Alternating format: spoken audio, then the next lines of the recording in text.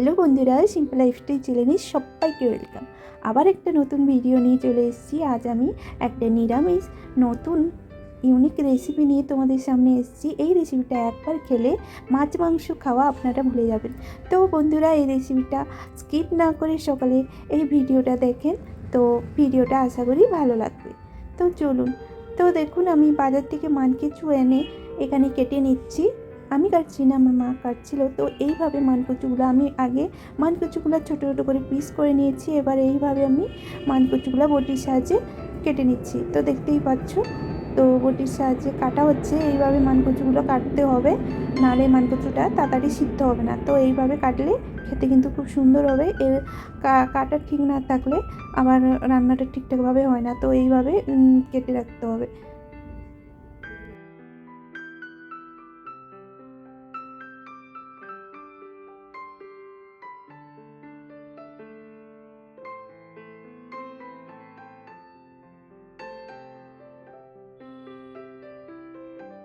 প্রত্যেকটা পিস কচুগুলো আমি কেটে নিয়েছি। এই দেখতে পাচ্ছ কি সুন্দর কচুগুলো দেখতে হয়েছে। তো আমি প্রত্যেকটা পিস এইভাবে কেটে নিয়েছি। এবার আমি একটা কড়াই বসিয়ে দিয়েছি। কড়াইতে গরম জল বসিয়ে দিলাম। তো এই গরম জলে এই মানকচুটাকে সিদ্ধ করব। তো এই গরম জলে আমি কিছুটা পরিমাণ লবণ দিয়ে দিলাম, আর দিয়ে দিব কিছুটা পরিমাণ হলুদ।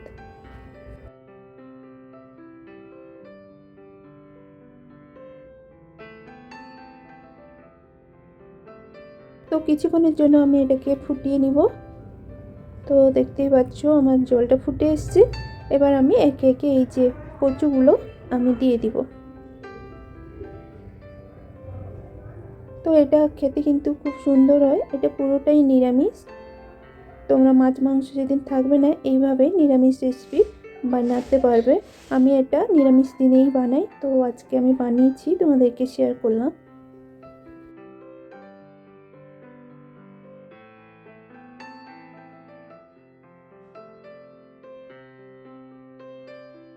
তো বন্ধুরা, এইভাবে আমি কিছুক্ষণ এটাকে সিদ্ধ করে নিব।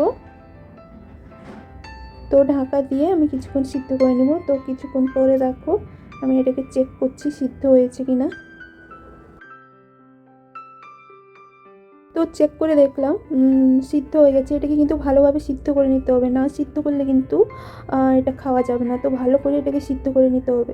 আর এই জলগুলো থেকে বের করে নেব। তো এই জলগুলো তো ফেলে দিতে হবে, কারণ আর তোমরা এই যে কচুটা আনবে দেখে জিজ্ঞেস করে আনবে। অনেক সময় কচু গলা চুলকায়, কিন্তু এই কচুটা আমার গলা চুলকাচ্ছিল না, ভালো কচু ছিল। তো দেখো, এই যে সিদ্ধ করে নিয়েছি। এবার এটাকে আমি কিছু মশলা দিয়ে মেরিনেট করে নেব। তো দেখো, তো কচুগুলো আমি নিয়ে নিলাম একটা পাত্রে। তো এবার আমি মশলাগুলো একে একে দিয়ে দেব। তো আমি এখানে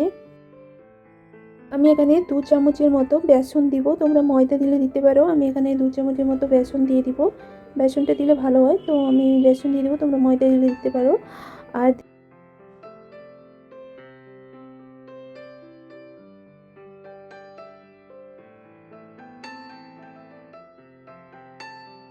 দিব 2 চামচের মতো কর্নফ্লাওয়ার। তো কর্নফ্লাওয়ারও দিয়ে দিলাম। এবার দিয়ে দিব 1 চামচের মতো লবণ, 1 চামচের মতো লঙ্কার গুঁড়ো,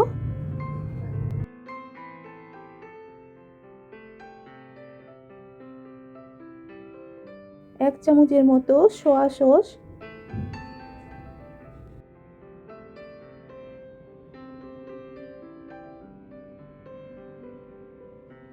তো এবার আমি এটাকে মাখিয়ে নিব ভালো করে। দেখো, এর গায়ে আমি ভালো করে মাখিয়ে নিচ্ছি। তো আমার এই রেসিপিটা বানানোর টাইমে একটা দুঃখের বিষয় বলি। তো আমার যে ফোনের স্ট্যান্ডটা হঠাৎ করে আমার মানে কোনো কারণে স্ট্যান্ডটা ভেঙে যায়, পড়ে হাত মানে স্ট্যান্ডটা নিচে পড়ে গিয়ে তো স্ট্যান্ডটা ভেঙে গেছে। তো ওই কারণে আমাকে একটা হাতে ভিডিও করতে হচ্ছে, আর একটা হাতে আমি বানাচ্ছি। দেখো, তো খুব দুঃখের বিষয়তে আমার ফোনের স্ট্যান্ডটা ভেঙে গেল। তো দেখো, আমি ওটাকে মাখিয়ে নিয়ে রেখে দিয়েছি। এই পর্যায়ে এসছে আমার মাখানোর পরে। এবারে কড়াইতে আমি তেল গরম করতে বসিয়ে দেবো। দেখো, এটা কিন্তু আমার এক হাতে ধরে ভিডিওটা করা হয়েছে, ওই জন্য ফুল ভিডিও আমার মানে তুলতে অসুবিধা হয়েছে। দেখো একটা হাতে ভিডিও আর একটা হাতে রান্না করছি। তো দেখো কড়াইটা গরম হয়ে যেতে আমি একে একে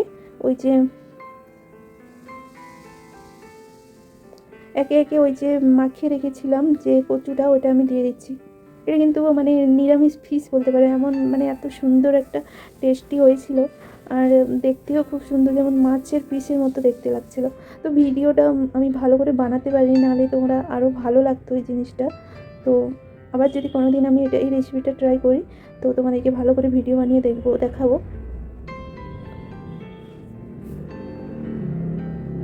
তো এটাকে আমি ভালো করে ফ্রাই করে দিব।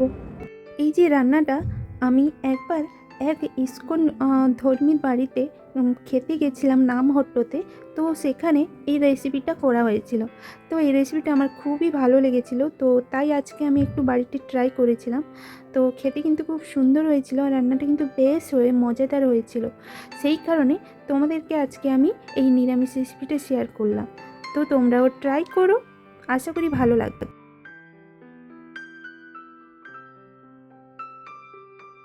দেখো আমি এক সাইড আমার হয়ে গেছে, আমি এদিক সেদিক করে আর এক সাইড আমি ফ্রাই করে নিচ্ছি।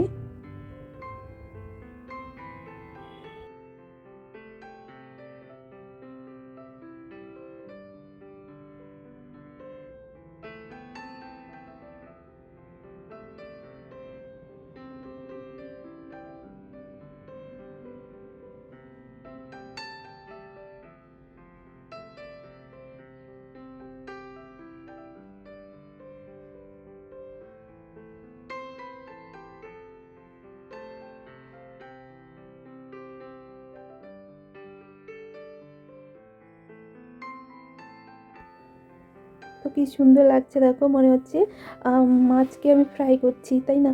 কিন্তু এটা নিরামিষ দিনে এই রেসিপিটা তোমরা খুব সহজে ট্রাই করতে পারো, খুব সুন্দর একটা টেস্টি আমি রেসিপি। তো ওই দিন আমার মানে ফোনের স্ট্যান্ডটা খারাপ হয়ে যাওয়ায় আমার মুডটাও অফ ছিল ভেঙে যাওয়ার কারণে। তো ভিডিওটা ঠিকঠাকভাবে ভালো করা হয়েছিল না, মানে কিছুটা ভিডিও স্কিপ হয়ে গেছে। তো যতটা আমি ভিডিও আমার ফোনে তুলেছিলাম অতটাই তোমাদেরকে শেয়ার। দেখো আমার ওই যে কচুগুলো আমি ফ্রাই করছিলাম, তো আমার ফ্রাই হয়ে গেছে। তো এবার আমি তুলে নেব। এই দেখো তুলে নিয়েছি।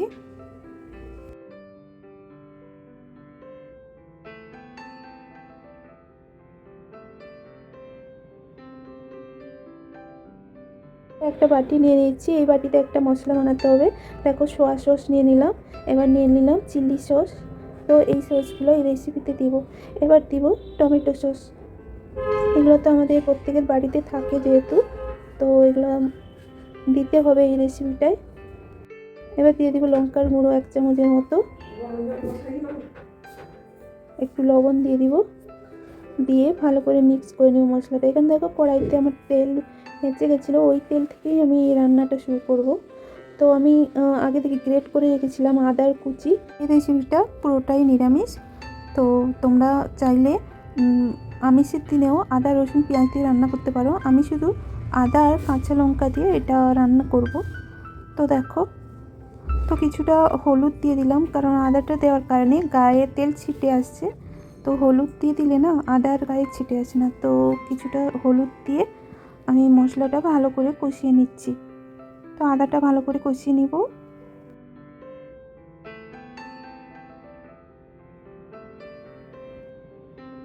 তো দেখো মশলাটা আমার ফ্রাই হয়ে গেছে। এবার আমি কেটে রাখা ক্যাপসিকাম দিয়ে দিব।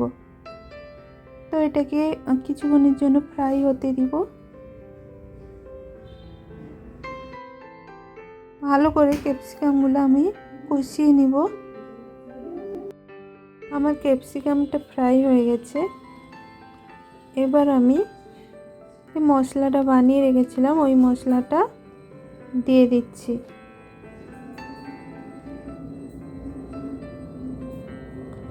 তো ভালো করে মশলাটা আমি কষিয়ে নিব যতক্ষণ না আমার মশলাটা 2-3 মিনিটের মতো মশলাটা কষিয়ে নিব।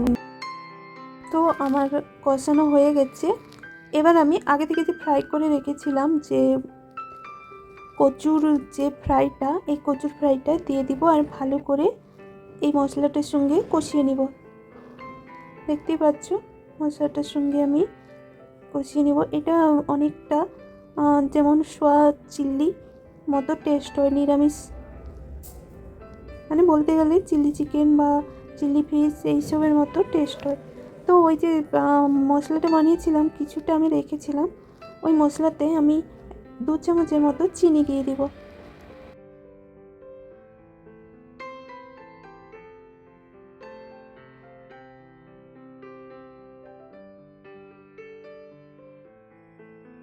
আর দিয়ে দিব 1 চামচের মতো কর্নফ্লাওয়ার।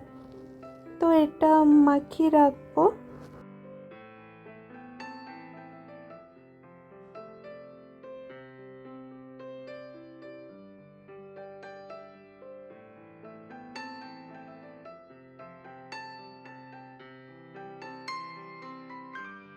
তো দেখো এটা মাখিয়ে রাখছি।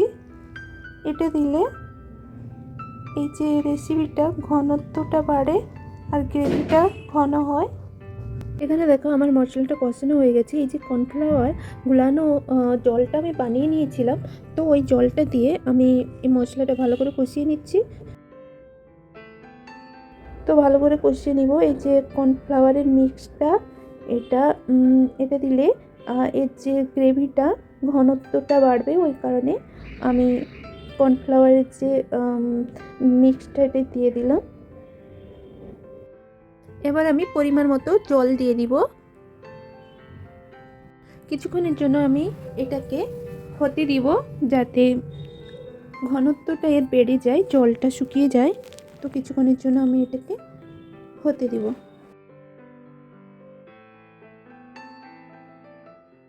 তো বন্ধুরা দেখো এই রেসিপিটা লবণ একটু কমে গেছিলো, তাই কারণে আমি একটু সামান্য পরিমাণ লবণ দিয়ে দিচ্ছি। দিয়ে রেসিপিটা আমার বলতে গেলে শেষ মুহূর্তে। তো বন্ধুরা এইভাবে নিরামিষ এই রেসিপিটা তোমরা বানাতে পারো, মাছ মাংস খেতে ভুলে যাবেন কিন্তু। তো এইভাবে এই রেসিপিটা আপনারা বানাতে পারেন, খুব সুন্দর রেসিপিটা হয় খেতে। কিন্তু আমি তো একবার ট্রাই করেই আমি অবাক হয়ে গেছি যে রেসিপিটা খেতে এত সুন্দর, আর নিরামিষ এই রেসিপিটা খেতে কিন্তু খুব সুন্দর। তো তোমরা একবার হলেও ট্রাই করে দেখো। তো বন্ধুরা আমার এই ভিডিওটা শেষ মুহূর্তে। তো এই ভিডিওটা কেমন লাগলো সবাই লাইক এবং কমেন্ট করে জানাও। সবাই ভালো থেকো, সুস্থ থেকো, টাটা।